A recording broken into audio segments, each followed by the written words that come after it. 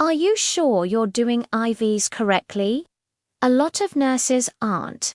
Let's learn the safe and proper way in under a minute. First, preparation. Wash your hands thoroughly, put on your gloves, and get that 4 kit ready to go. Next, find that perfect vein. Apply the tourniquet 4 to 6 inches above your chosen site. Look for a nice, straight, bouncy vein. Once you've found it, clean the area with an antiseptic wipe and let it air dry completely. Now for insertion.